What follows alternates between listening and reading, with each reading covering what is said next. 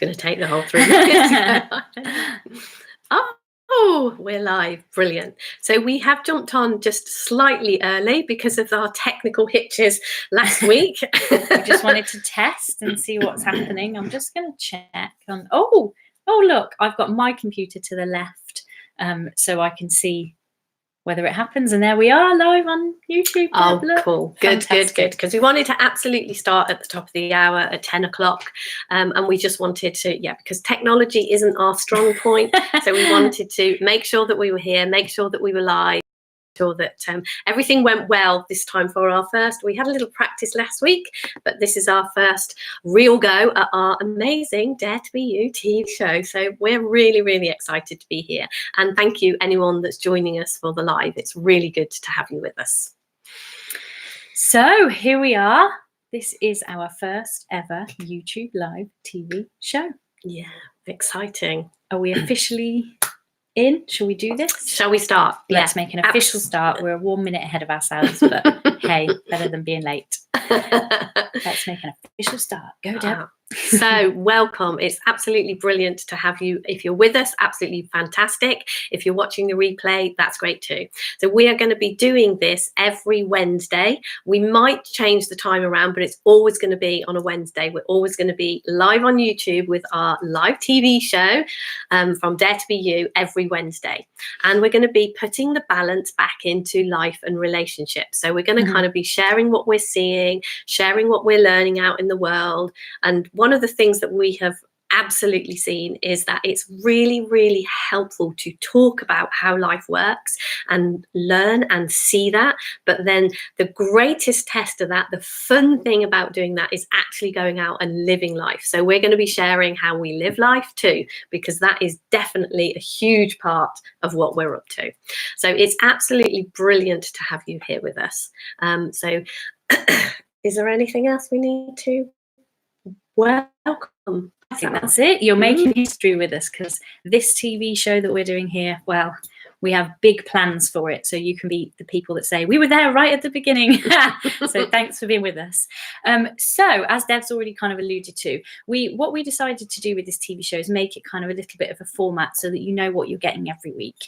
And so particularly today, and hopefully if this format works for us and for you guys that are watching, we'll do this every week. We're going to start with sharing what we've kind of been learning or seeing, or what we've been listening to, how we've been kind of exploring this understanding and in what ways. Then we're going to share a little bit about, like Deb said, we love getting to know how life really works so that we can go out and live life. So we're also going to share some stuff around how we've been living life and what we've been getting up to, and presumably what fun we've been having, and maybe what, skirmishes we've been getting into. Life no doubt. Life doesn't always go the way that we want it to go, does it? So we'll also, be sharing the ups and downs, what we find difficult too, and what's been helpful and what's not been helpful. Yeah, because there's as much learning in the living of life as there is in fact, more so often than the studying of life. So we'll be sharing some of that. Then we'll have a time slot for your questions. We want to answer your questions. We want to be helpful. We want to be here to share what's been helpful for us that can potentially help you. And we've got a fantastic cracker of a question that's coming from one of our friends today. So look out for that one a bit later. And then each week we're going to have a specific topic, and we're just going to share some sort of ideas, thoughts, insights on what we've been seeing around whatever the weekly topic is. This week our weekly topic is self-love, so we'll be sharing a little bit about what we've seen on that. And then we'll just be wrapping up by 11 o'clock. So hopefully an hour of fabulous fun. So we're ahead of schedule already. So perhaps we'll just dive straight in with what we've been learning. Also, are we going to? Oh, sorry, no, I've jumped ahead. She's jumped ahead. We've got the schedule on the wall above us, and it's sometimes you're glancing up.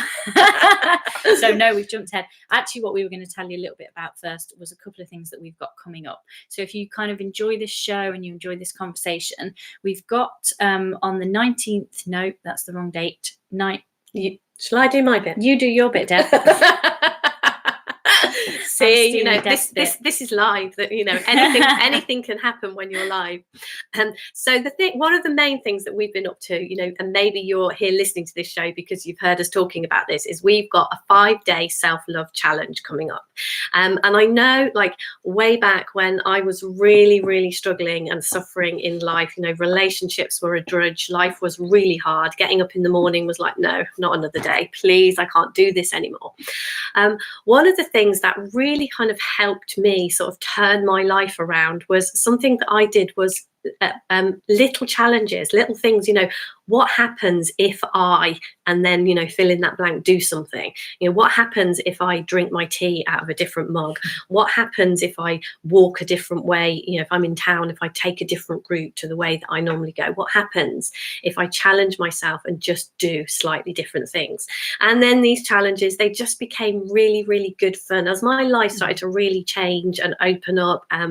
Challenges, and I still do it. You know, it's something that I still do all the time. And one of my huge challenge that maybe we'll talk about more on this show, you know, as time moves on, is I want to do a skydive. Well, I kind of sort of think I might want to do a skydive, and that challenge seems huge to me.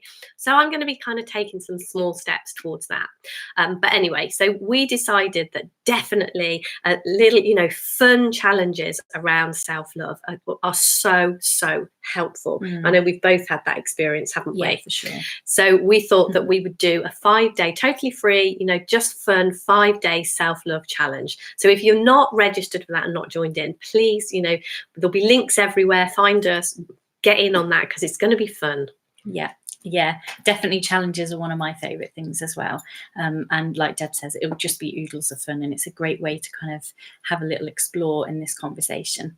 And then the other thing that we've got coming up, which we thought would be fun to share, aside from doing challenges, one of the other things that I've always really enjoyed is just getting in a room with people and having conversations about what we see to be helpful, what questions people have got, and just getting into a really beautiful space of being with people that are interested in how life works.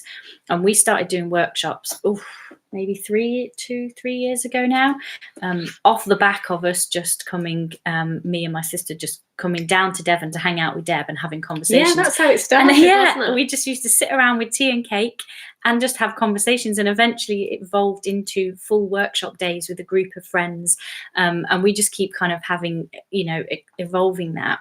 And so we've got a 2-day workshop coming up, because we don't like to limit ourselves to just one day anymore. So we've got a 2-day workshop coming up in July, Friday the 19th and Saturday the 20th of July, in a very beautiful surrounding. We've booked a garden centre that sits maybe 10 minutes away from the seaside, and it's absolutely beautiful. And you can get tickets for one day or both days. And again, we just sit around and have beautiful conversations, and there'll probably be tea and biscuits and cake and wonderful things like that as well. If we're there, there's bound to be. So yeah, we just thought it might be nice to let you guys know, if you like this show and want to have more of this kind of conversation, there's always ways to join in with us on that. It's really, you know, I love hanging out with people online, and it's amazing, you know, you can connect all over the world. It's great, and I love this, but it is also, there is something very, very special about being actually physically in the room with someone. So that's really lovely. Sure. So it would be great to have you join us if you want to. Yes. So shall we dive straight on with what we've been learning? Yes, that's a good one. So this last week I have been watching it's a Netflix show, and it's called When You See Us or When They See Us? When They See Us. I think. Yeah. And it's a really interesting Netflix show. It's about a group of 5 men. They were actually children at the time when this happened. It's a true story about 5 young men who their ages were between 14 and 16 when the incident took place. And they were in a park in America, and they got accused of raping and brutally beating a lady. And basically it's the story of how our justice system decided that they were guilty and changed everything to make them be guilty, to make it fit. And it was a harrowing show to watch at first. You know, it's a true story. These men served, some of them served 13 years in prison for a crime that they did not commit. And, you know, none of the evidence fitted, none of the physical evidence fitted, nothing.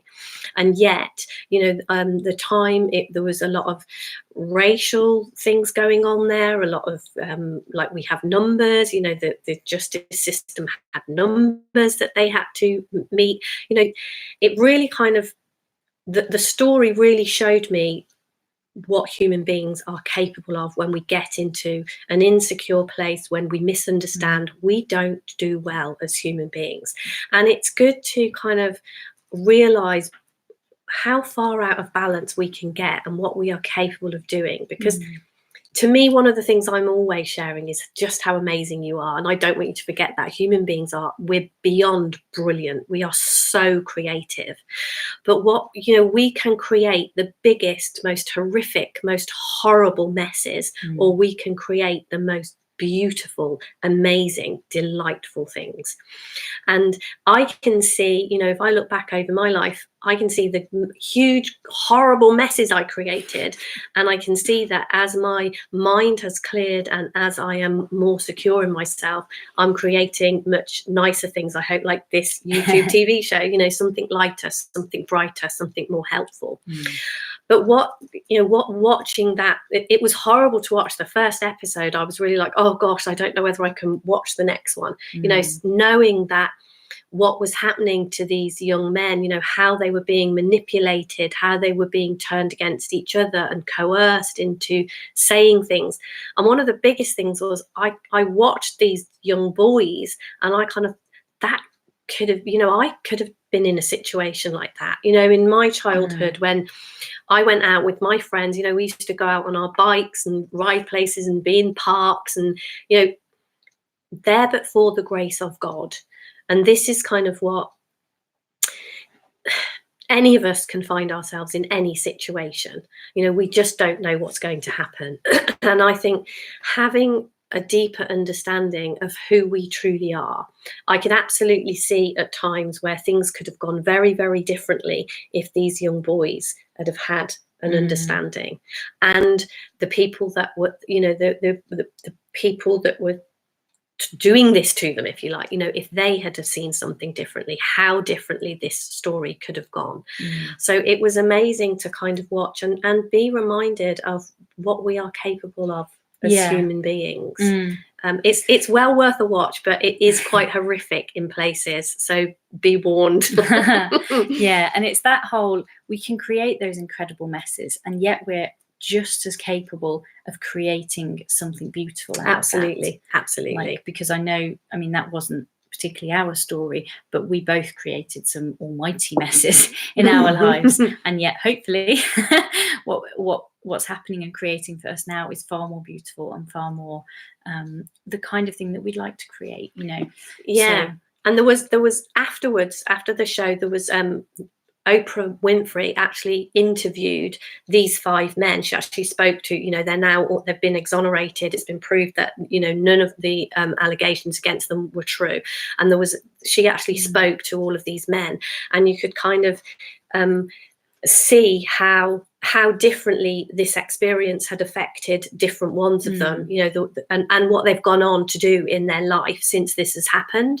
And that kind of really also showed me that, you know, if we have some kind of understanding of the truth of who we are, that it is possible to leave even the most horrific things in the past and live, you know, life in this moment and do amazing.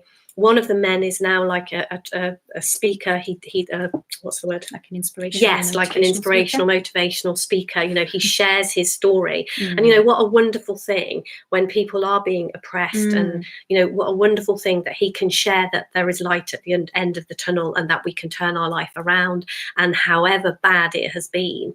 And I think, you know, when they were talking about the filmmaker, they were saying that there were some things they didn't even put into the film because it was so awful. So, you know, there's always hope, always. That's the brilliant thing. Yeah, and that actually fits really nicely with what I was going to share on kind of what I've been learning and reading in the last few weeks. We were at the conference, the big Three Principles conference in London at the beginning of June.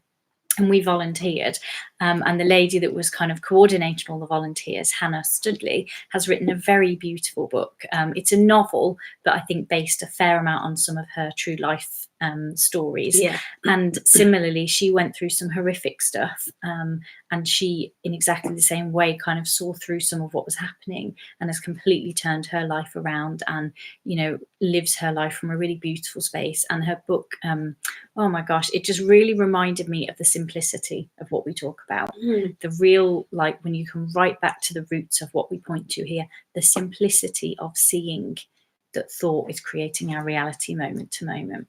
And her, I mean, I don't want to spoil the book too much, because what I'd actually recommend is that you go out and buy it. It's Hannah Studley, and it's The Myth of Low Self-Esteem.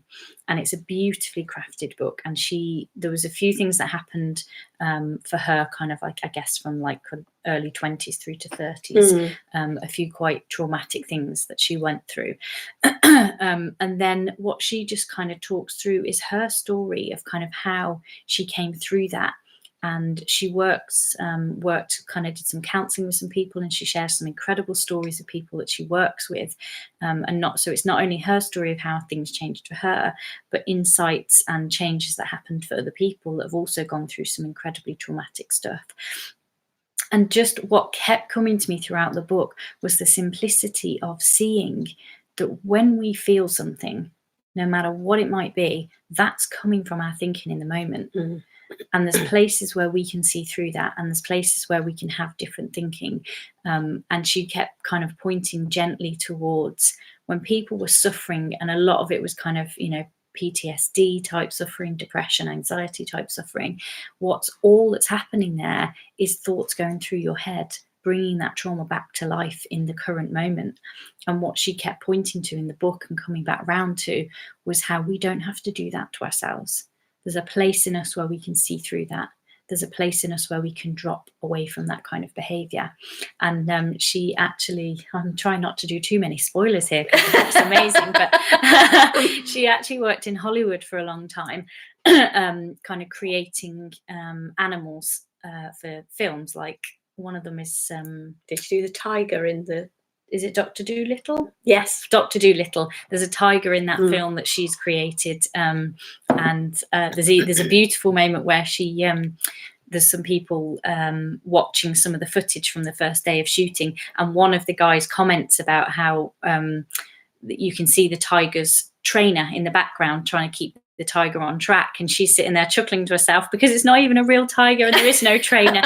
And that is, like, to me, that is just the perfect example of what we point to around thought, how convincing it is that this guy, I mean, our thinking can be a real tiger sometimes. Yeah, quite.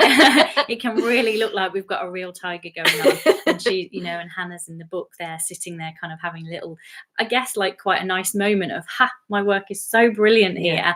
And that, you know, that's our aim, isn't it? To make our work so good that somebody else, certainly in Hollywood, somebody else is watching a film really getting into the story.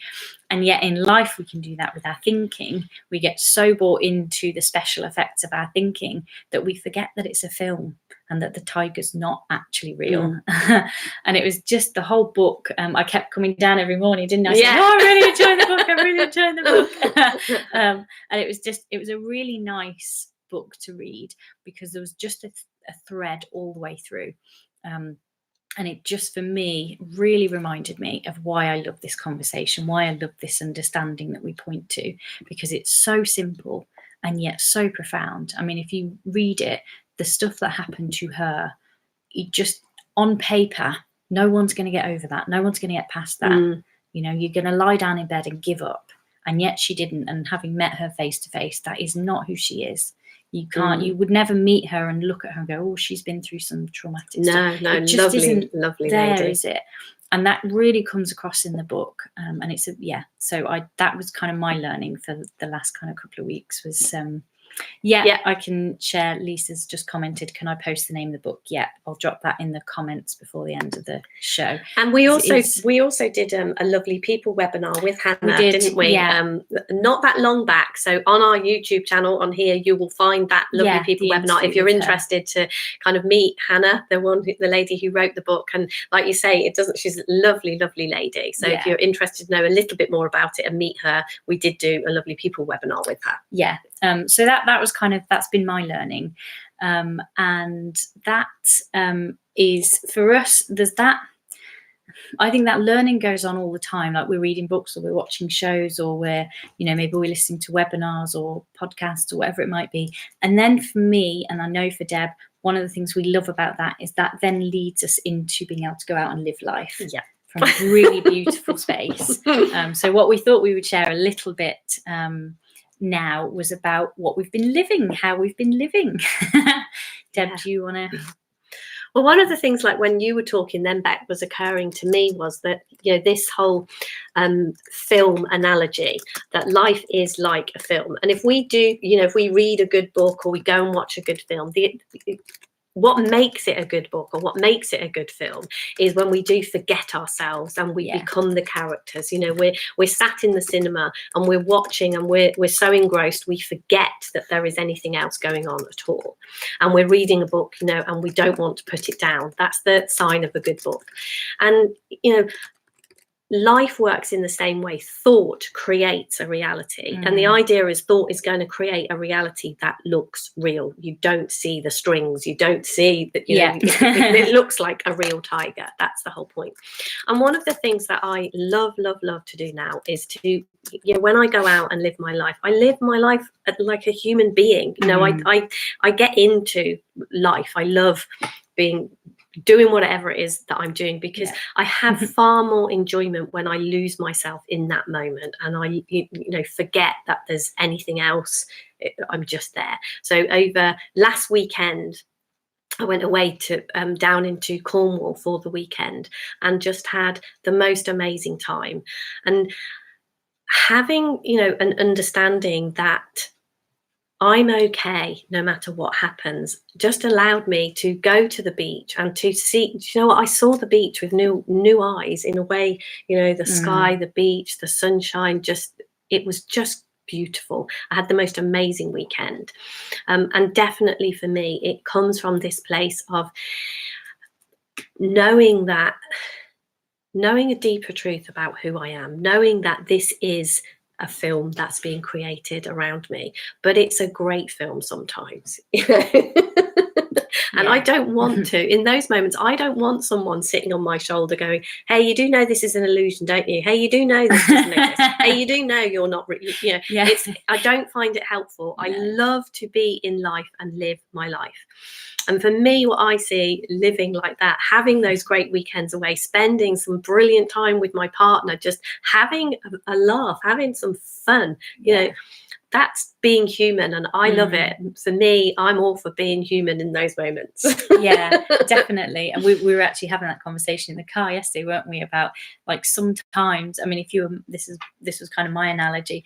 If you're in the cinema with someone that's sitting there going, oh, they haven't really been shot, that's fake blood, that is. Oh, those two characters aren't really in love, they're just actors reading lines. And all the way through the film, someone's pointing out the errors and the not so convincing moments of beauty between, every single thing through the film, you've got a voice on your shoulder going, and that's not really happening. And that person didn't really fall off that tower, and that that alien isn't real because aliens don't exist, or whatever it might be. It would utterly ruin the experience of the film. I want to watch the film and be involved. I want to fall in love with the characters. I want to think, oh no, that person just got shot, they were supposed to survive. I want those moments. And for me, that's the same with life. And when we kind of point to the stuff that we've been learning, for me, the whole point of learning that is exactly like if I go to the cinema, there's absolutely a part of me that knows those characters haven't really died. That, I was watching something the other day and there was a moment where somebody's hands got chopped off and, my toes curled and my body went, But I know that guy out in the world hasn't really had his hands chopped off. It was a very good special effect on the TV show. But I want to have that toe curling moment. Think, oh no, oh, I really wish that hadn't happened. And the same for life. I want to learn a little bit about how life works. I want to see through what's happening so that as I'm living life and as that's playing out for me, I can really enjoy the show. But there's a little part of me that's going, there's nothing really riding on this. There's nothing really that can damage the truth of who you are. And that's absolutely like the conversation we were having last night. Yeah. And to me, it's kind of like we have a lot of stuff on the table here. We're spiritual beings and we're human beings. And to me, it's like, it's almost like pick your weapon, pick your, whatever it is you're going to do today. And it's like, pick what's most helpful. In some moments, it's incredibly helpful for me to know a deeper truth of who I am. Since my brand new grandson has been born, it's been a roller coaster ride of all sorts of things. And there has been absolutely moments when I've just been incredibly human, and my daughter and me have, just hugged each other and cried. And then there's been moments where it's been incredibly helpful to know a deeper truth of who I am. And it looks to me as if we have like a whole array of things available to us, and life is kind of here to be experienced and be lived from like a safe place. The foundation of this is our absolute okayness, our knowing that we are way more than our body, we are way more than what meets the eye. And having that foundation and that knowing kind of makes being in this body and taking it out in the sun and taking it away for the weekend, whatever, it makes it great fun. So anything that is available to you, use it. If we only have half of this, if we decide we're only spiritual or we're only human, we're missing out on an awful lot. Because what it absolutely looks to me is, it used to feel in my life as if I was a human being and this was down to me. And what has been added to my life is this kind of knowing, do you know what? You're not on your own here. You're way more than just that human being. Have fun as that human being. But when it gets a little bit too much, remember a deeper truth of who you are. And both of them, like exactly like you were saying, sometimes I just want to be human and paddle in the sea. And sometimes I want to know the deeper truth of who I am and where my okayness is coming from. Yeah. And similarly for me, we ended up both being away at the weekend on we did totally. Yeah, we were together, which is rare for us. But it was mine. I actually went away. My birthday's in January, but I went away at the weekend for a birthday weekend, but it was actually my birthday last year because it takes a while to get people together. But one of the things I did, what would it be, about 4 years ago now, when we were first in this conversation, and like we've talked about a little bit, we do challenges and things like that. I started to really see this whole kind of spiritual human coming together, and how in the middle of that there's this amazing place to go out and have life experiences galore. And so I wrote what most people would call a bucket list, but I don't like that phrase, so I call it my eternal to-do list, my list of things that I really want to do and experience and get involved with throughout my life. And it's quite a long list, and it continues to grow, and I tick a few things off, and then I add more things. And one of the things on there was to go on a hovercraft. I've never been on a hovercraft boat.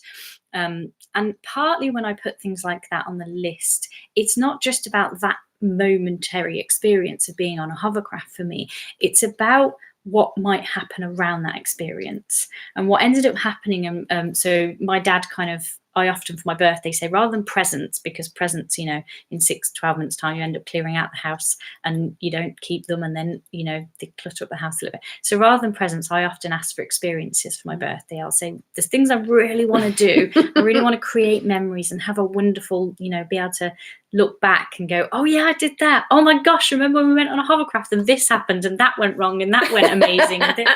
So I'd said I really wanted to do some experiences. So last year, so 2018, my dad said, oh, I'll take you on the hovercraft, because there's one that goes from Portsmouth to the Isle of Wight, and he did a lot of work in Portsmouth around that time. He had a flat there, and it's like, we can make a weekend of it, we can stay in the flat, we can go on the hovercraft, we can have a day on the Isle of Wight. Perfect, let's do that. And as you can probably tell, it's not 2018 anymore. So it took us 18 months to get round to the arranging of this. But what actually came out of it was incredibly beautiful. It was a really nice weekend. We took my grandparents, my partner came. So it was me, my dad, my grandparents and my partner. So we made a whole weekend of it. Because my dad doesn't work there so much, he doesn't have his flat anymore. So we had to find somewhere else to stay. So as you can see, life already does this. It has this way of unfolding in ways that we can't even imagine when we first set out on a path. And so we booked an Airbnb. We had this really nice house, a big 5-bedroom house with a beautiful back garden. And the weekend we were going to go should have been the week before. But because of my dad's commitments with his church group, it had to be this weekend. And as it happened this weekend, the weather was beautiful. We were blessed with nice weather. And the weekend before was horrendous. It would have been, well, I'm sure we would have had just as nice a time. But somehow all of those things coming together, the people that ended up there, the place we stayed, the weather we had, like I really see how what I understand and what I see about how life works, things just have this incredible way of unfolding in a manner that I couldn't plan out. I'm a very organized person, and even I couldn't have planned it that beautifully. Oh my gosh, if it was all on my shoulders, I couldn't have arranged it that beautifully. And we just had a really spectacular weekend, and there was moments where things like we played crazy golf, and a few years ago, before I kind of really understood how life worked, I would have been up in my head about playing, I'm not as good as everyone else, I'm going to be rubbish, I'm going to lose, I'm going to miss my shots, they'll all be laughing at me, my partner's going to think I'm a loser, my dad's a golfer, so he'll be really good. And all these stories would have played out. And there were definitely moments during the, crazy golf where I had to come, I missed that shot, I look like an idiot. And then I'm laughing because I realised there is nothing riding on it. I'm just there to have fun. I'm literally just there to have a great time. And I had a great time. And I definitely had some moments where I took some brilliant shots. And I was laughing at my dad. Oh, Dad, you're a golfer. You can't, it's embarrassing that your daughter's outplaying you. And we just had a really nice time. The 5 of us on that golf course just had a fantastic time. We were laughing with the people behind. We were laughing with the people that were playing in front of us. We had ice creams when we finished. The whole weekend was just a really, really nice experience.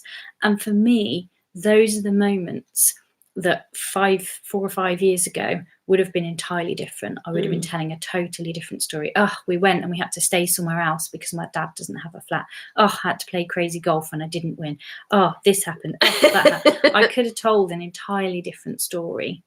And what I just love, again, about the simplicity of this understanding is that I can have that experience now and just really, really see the beauty in all of those things that happen, whether they appear to be fun or not fun. We nearly missed the bus to get back and things like that. And, I can just laugh about those things because they just make up the kind of rich beauty of life. And that, for me, is the whole learning and seeing this understanding the way I do allows me to live that kind of life and have those weekends and those moments with the people that mean the most to me. So I think that's kind of that's my living that I've been doing. So, yeah. So I think we're into question time. Question time, yes. So we've had a fantastic question. I've got indeed. It written down up here, so I'll make sure. It came through from a friend who shared a couple of little bits around it. So what I've tried to do is just summarise it in one question. So fingers crossed we get this right.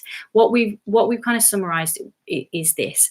How do you deal with the downside of this understanding, what we talk about around how life works? How do you deal with the downside of that? Ooh, that's a cracker of a question. I'll let you start, Deb. Thanks. The downside of this understanding. Well, I think kind of what happens to us if we look at the understanding that thought creates our reality. And what I have seen, what has been for me, once I saw that, once I had an insight around that and began to see that, everything started to change in my life. And then it feels as if sometimes, my thinking can kick back in on overtime. I think it's almost like thought ruled my life. Thought was, that the the master, if you like, of my life, and I was just at its mercy. You know, thinking would come in that you're not good enough, and that would be it. I would just have an experience of not being good enough and have nowhere to go with that, but believe that if my thinking was telling me that, I wasn't even aware that it was my thinking that was telling me that. No. It just looked like a reality. And then kind of seeing that, like, opened my eyes. You know, all the living that Bec has been describing that we did, it opened my eyes to see something different. And it was like I caught my thought out, and it kind of, oh, you're not going to fall for that one then. And then what happened was that thought almost kind of came at me from a different angle, if you like. You know, it's like, oh, you've seen through me here. I'm gonna, like, if I was a Hollywood creator and I was going to create, oh, they've seen through that special effect, right, I need to go back to the drawing board and create a better special effect that looks even more real and looks even more better, you know. And so to me, the downside, if you like, the one thing that I would absolutely categorically say is, as soon as I began to have insights into this, I would not change what I know and go back to what I saw before for anything. You know, anything that you would describe as a downside, I wouldn't swap and go back to who I was before I had this understanding, ever. But one of the things that did happen to me that I absolutely, it feels like when we have insights, there's a time of integration. There's a time we see this, we see through it. And then, you know, one of the reasons we talk about living life and talk about life is the playground where we test what we've seen. And, you know, it's like, oh, yeah, I know this now. And when I take it out into life, somebody slaps me in the, you know, it's like, oh, maybe I didn't know it as much as I thought I did. And it's kind of seeing that in those moments, there's more for us to see. There's more for us to learn. There's more for us, you know. The other thing that I think that happens to us sometimes is that, oh, I know this now, so I should know better.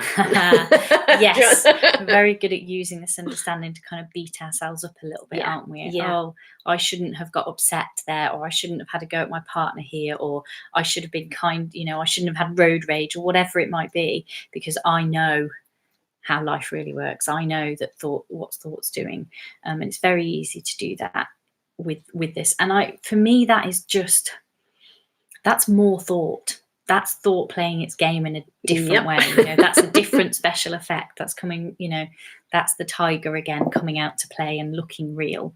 And I know for me, one of the things that initially started to happen when I first kind of had some insights and started to see some stuff differently, was that I wanted other people to get this. I wanted other people to change. Like, oh, I've changed now. I'm this very enlightened person now. So you need to change. You need to be better. And it definitely changed my relationship with people. You know, my relationship with my partner's different. My relationship with some of my family is different. My relationship with people that I worked with changed.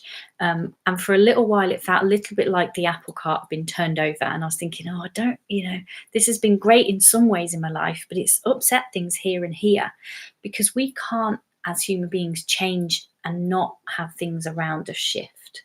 As we do differently. Life that's one of the things where, absolutely, it does. Absolutely, that can look like a downside at times. Especially, I know for my sister, her relationship at the time when she first started having insights, in one instant it changed a lot for the better, and then eventually there came a point where it was clear that as a couple they weren't going to work anymore. And I know I had conversations with her for a long time about how easily we label that a failure. Oh, my relationship's broken down, so now I'm a failure, I can't sustain a relationship, or whatever those labels might be.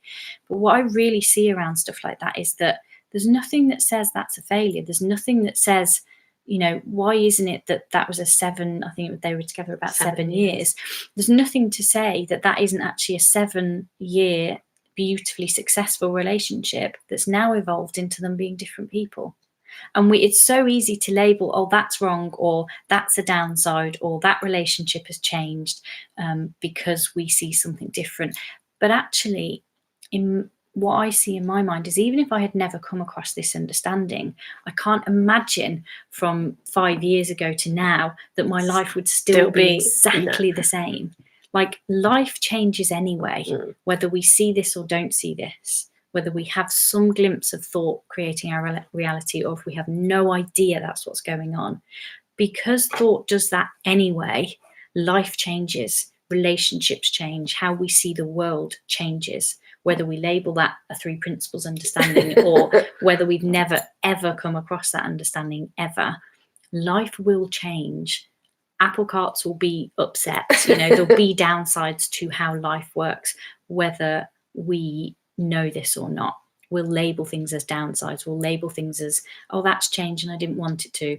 Oh, that's changed for the better. That's changed for the worse. Because the nature of thought is the nature of thought, whether we know it or not. So life is going to change whether we recognize that or not. So for me, I think we kind of have it set up a little bit that there's a downside to this understanding. And yet, whether we had this understanding or not, we'd find things that were downsides to life, because that's how thought works. Yeah. Yeah. And definitely you can see that as thought changes, our experience of life changes. And our thinking, like you say, all what we're talking about here is pointing to is how life actually works. And life always works that way, whether we know it or not. Thought changes. Yeah. And human beings live in a perpetual state of change. And yet one of the things that we're kind of always, oh no, I don't want it to change. I don't, as soon as we get into a good, anything's going good, we're kind of like, oh yeah. We absolutely don't want it to change. And one of the things to just add, to kind of reiterate, if you like, a little bit about what you were saying is very much keep your own grounding. One of the things we have definitely seen together, there's some insights we've had and that has been hugely helpful for me around other relationships in my life too, is to see that however much I think this is about somebody else, if my job, my business, my thing to do here is to keep my own grounding. When it looks as if things are going terribly, in my relationships, whether they be work relationships, whether they be, my daughter, my partner, anything, is if I keep my grounding, then somehow or other that works itself out. That apple cart resets itself. Re-apples, I like it. I think that's, I think grounding is probably, for us, the reason, like we were saying earlier about the challenges and the workshop and things like that, the reason we do those is as much for us as for anyone that joins in, because it's it's all about them. No. Oh no. That is massively about us maintaining our grounding. So being reminded. So I hope that answers the question, or at least goes some way to helping you explore that a bit more. We're always interested in answering your questions, and we're going to have a slot every week on the programme for that. So if you want to be in touch with us, if you've got questions, and we do some Facebook Lives and things as well. So if we can't answer it here, we'll try and answer it somewhere else. So I would suggest maybe if you've got a question, you can either find us on Facebook. If you're on Facebook, you can always get through to us on Facebook Messenger, or you can email us at daretobeyu@gmx.co.uk, and we'll do our very best to find somewhere to answer your question, whether it be on this show or you could comment under this, put a comment here under too, this video, and even if you're watching it afterwards. We do get informed of comments that come on the we're very, videos, very visible and easy to get hold of. So if you can't get a question through to us, we're always popping up somewhere. We'll be somewhere. You'll be able to find us somewhere. So that's the question time done. So the next bit, we're going to talk about our topic of the week. And because we're doing our 5-day challenge in July on self-love, self-love seems to be our hot topic at the moment. So that's going to be our topic for today. And we're going to just share a few thoughts, I think, on that for the next 10 or 15 minutes. I'm going to start by reading a little section from our latest published book, The Warrior's Journey. This one says not for resale because it's our draft copy, but you can get copies without that funny line on. So I thought I'm just going to read, there was something I picked up yesterday about a warrior practicing balance. So this is off the back of a 90-day course that Deb did about 4 years ago, and it was called The Warrior's Journey because of kind of the strength and courage that comes from being a warrior. So the chapter starts, a warrior practices balance. So I just wanted to read a couple of bits out of that, which will hopefully lead nicely into us talking about self-love. So I want to share with you today something that often comes up for me time and again in all sorts of different contexts. So much so that I would say that understanding this is the key to creating a great life. Then it says, look at the diagram above, which you can't do because it's in my book. Maybe you can see it there. And it's a diagram that has got kind of, oh, I'm trying to read this backwards now. Victim, balance, and bully across there. Can you see that? Hopefully you can. Hopefully as I talk It's about like it, it'll make a continuum, little bit more isn't sense. it? So one end you're a victim, the other end you're a bully, and in the middle you're in a place of balance. Yeah. So be honest with yourself as to where you are on this continuum. And if you're like me, you can be in different places with different things in your life, like your relationship, your job, your friends, even your money. If you're living from either the role of the victim or the bully in any area, then you won't be having a great time with that aspect of your life. The life we're aspiring to live is a life of balance, creating value from a place of being in service. Don't mix up being in service with being a victim or in any way see it as derogatory. There is a subtle difference that makes a world of difference. I think that bullies often mix this up, and that's why they take the path of bullying. They don't want to be a victim or a people pleaser. Let me assure you that being in service is a whole different ballgame. People pleasing and people squashing, or victims and bullying, arise from a negative attitude towards other people. It's not possible to create a life with love when we've got a negative attitude towards others. A victim has a negative attitude towards others because they blame someone or something outside of them for what's happening to them, and they believe they're powerless to do anything. That's a good starter for self-love. Well, the continuum came from a course that I did. I ended up on a course called Pattern Changing, going back a long time, because I'd ended up in a women's refuge because I was in such an unhealthy relationship, and they talked about this continuum and kind of, you know, where were we on this continuum, and it really, really, really hit a nerve for me. I really saw that I had been living my whole life as a victim. And what I noticed that I did was I would be victim, victim, victim, victim. And then I would have a pendulum swing. I'd get fed up with why do people treat me like that? Why am I like that? And everything. And then I would completely swing over to being like the bully sort of thing. And I would never kind of go to this place. It was incredibly rare that I would go to this place in the middle of seeing that space, that beautiful space that we can fall into when we are in this place of being in service. And I know I've talked about that a lot, and sometimes people come, oh, I don't know if I want to be in service, it sounds but as I said, it's completely different. When you are in service to life, life serves you. It's almost like, you know, when we set out to do something, the universe meets us. Things, all sorts of things that we could not have imagined begin to happen when we get into this beautiful place of being in service to life. And definitely for me, the first glimpses that I had of that, the first times that I began to see that, was when I played around with self-love, when I played around with the idea of that I'm actually okay. What if I am good enough? What if just being me is good enough? And I know, you know, I had this idea initially that everybody in the world has to like me. You know, I'm only good enough if there's one person who disapproves of something I do or doesn't like what I do, you know, that's it, I failed. Game over, I'm no good. And living from that place, believe me, is absolutely exhausting.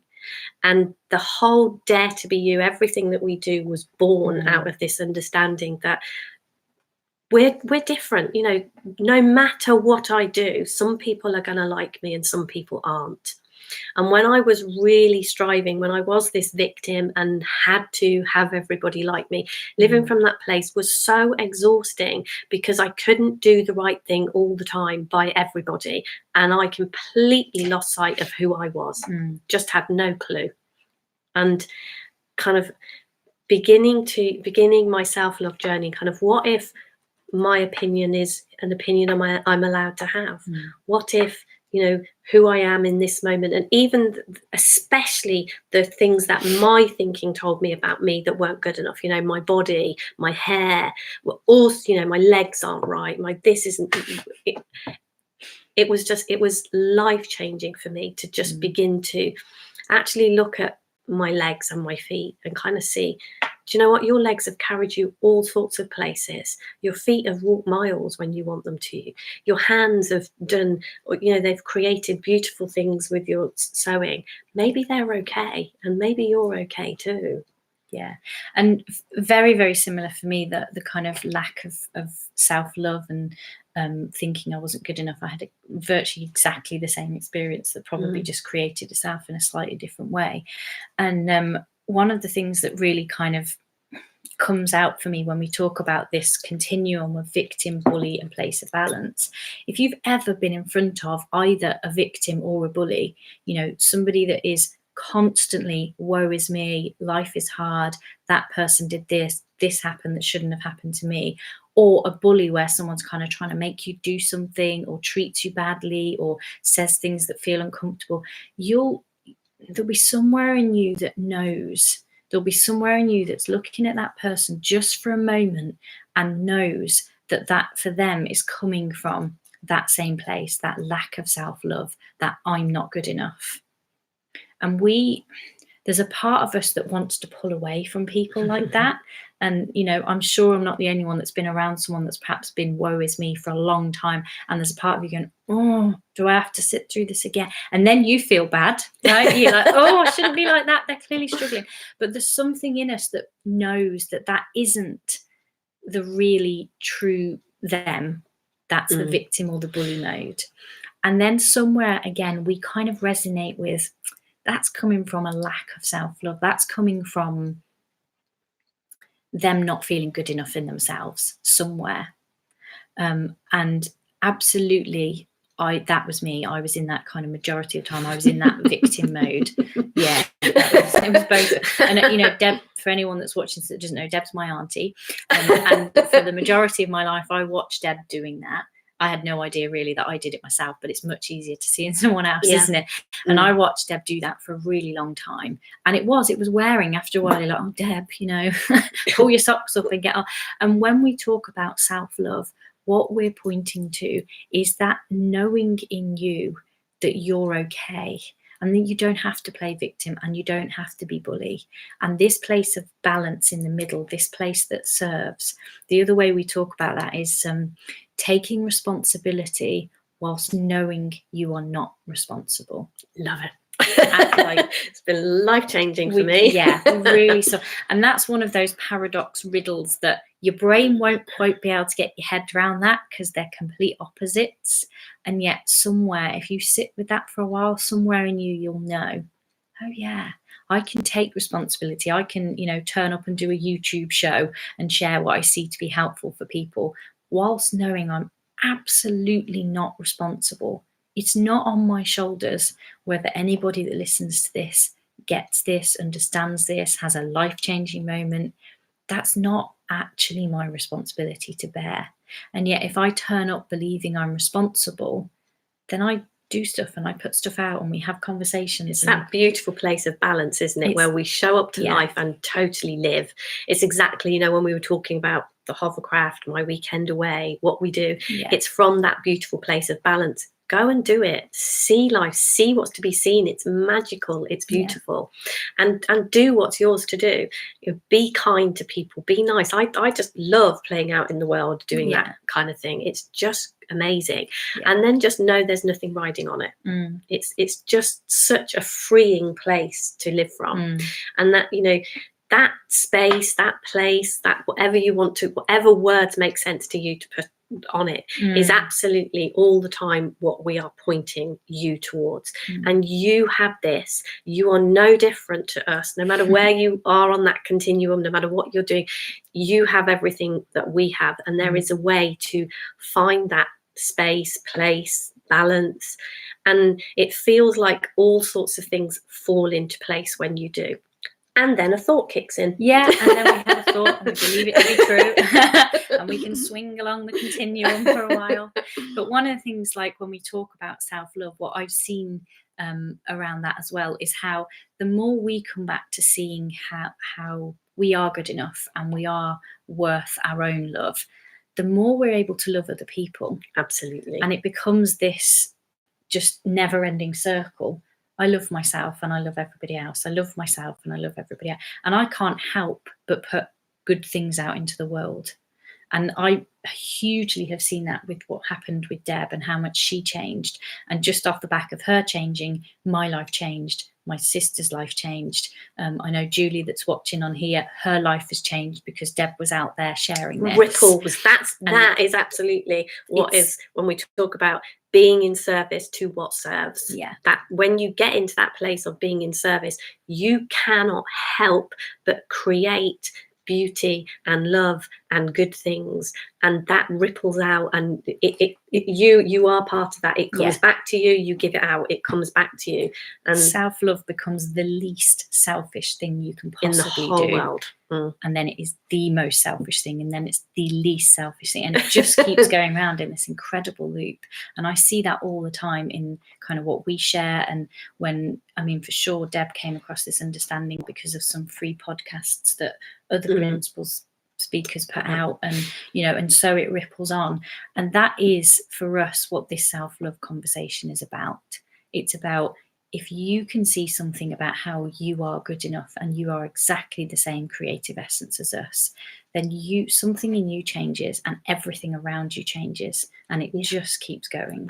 And your experience of it may be totally different to ours, and but look to you as a starting point. This is great, but look within you, because you're amazing. Human beings are amazing when we find that place of service in ourselves. We're unstoppable in the amazing, beautiful, fantastic things that we can create. So I've noticed on there that someone's asked about the Warrior book and where we can get it. Yeah. So oh my gosh, look at the time. How has that hour just disappeared? Oh, our first YouTube TV show is nearly done. We've had fun. So the Warrior's Journey is available, I believe, in both paperback and Kindle on Amazon. And you can just go onto Amazon and put in either Deborah Simmons or Warrior's Journey, and it should come and up. We'll try and put a link underneath this video and put links around in a few places. Yeah. Worst case scenario, message us and we'll like we said, we're pretty available. Yes. You can't miss us. We're here, there and everywhere. But yeah, you should be able to get that. We actually now have 4 books available on Amazon, I believe. So there's the Warrior's Journey. Lucy has written a book called The Table with No Edge. Brilliant book. Absolutely brilliant book. It's a beautiful book, isn't it? And then very simple, very easy to understand. Easy to pick up and read. Then there's another one that Deb wrote a while back which is just called Dare to Be You. And then our poetry book, I believe, is now published. So all three of us, me, Deb and Lucy, all write poems.